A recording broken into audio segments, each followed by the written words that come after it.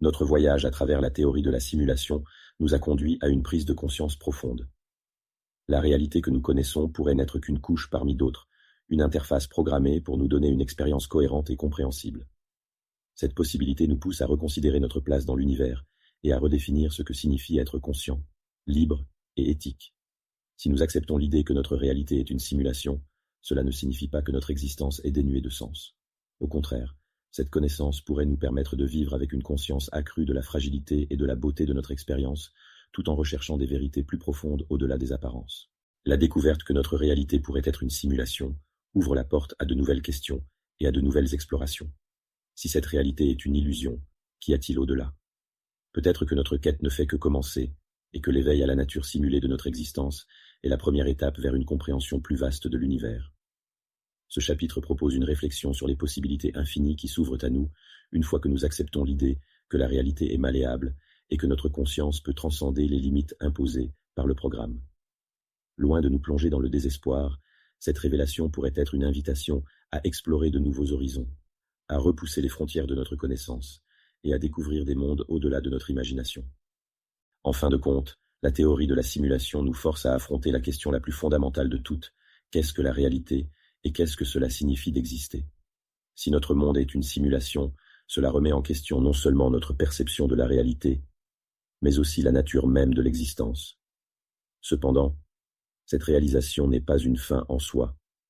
Au contraire, elle peut être le début d'une nouvelle ère de conscience, où nous apprenons à vivre avec la complexité et les mystères de l'univers. Peut-être que l'ultime vérité n'est pas de savoir si notre réalité est une simulation ou non, mais de comprendre que, quelle que soit la nature de notre existence, c'est notre capacité à chercher, à questionner et à créer du sens qui définit véritablement ce que signifie être humain. La théorie de la simulation nous confronte à une question essentielle. Dans un monde potentiellement programmé, quelle est la véritable nature de notre conscience?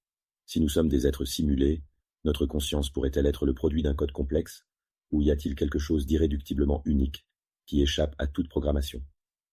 Ce chapitre propose que la conscience, loin d'être simplement une illusion générée par un programme, pourrait être le lien entre le simulé et le réel. Même dans une réalité artificielle, notre capacité à percevoir, à réfléchir et à créer pourrait transcender les limites imposées par le code, ouvrant ainsi des possibilités infinies d'épanouissement et de sens. Si notre réalité est une simulation, cela pose la question du libre arbitre. Sommes-nous véritablement libres de choisir nos actions, ou suivons-nous simplement un chemin prédéterminé par un code que nous ne comprenons pas? Ce chapitre explore l'idée que même si nos choix sont influencés par une programmation sous-jacente, la perception de la liberté pourrait être une illusion nécessaire pour donner du sens à notre existence. Cette illusion n'enlève rien à la valeur de nos décisions et de nos expériences, car c'est précisément à travers ce sentiment de liberté que nous définissons notre identité et notre moralité. Le libre arbitre, même s'il est partiellement simulé, reste une pierre angulaire de l'expérience humaine.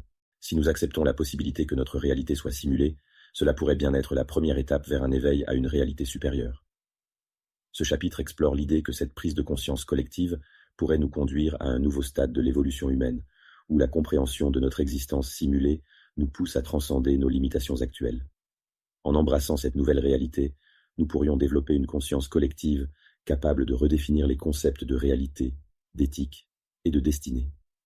Ce chemin vers l'éveil pourrait être parsemé de défis, mais il offre aussi l'opportunité de créer un monde où les frontières entre le réel et le virtuel se fondent dans une quête commune de vérité et de sens.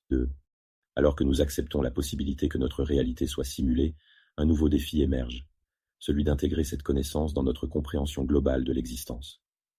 Ce chapitre explore l'idée que la frontière entre le simulé et le réel n'est peut-être pas aussi nette que nous le croyons. Au lieu de les considérer comme deux concepts opposés, ce chapitre propose que nous les voyions comme complémentaires, où l'un enrichit la compréhension de l'autre. En harmonisant notre perception du simulé avec celle du réel, nous pouvons développer une vision du monde plus complète, où les avancées technologiques, philosophiques et spirituelles se rejoignent pour créer un cadre d'existence plus holistique.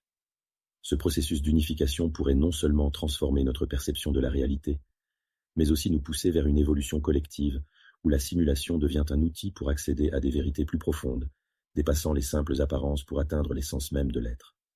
Merci de m'avoir suivi dans cette réflexion sur la théorie de la simulation.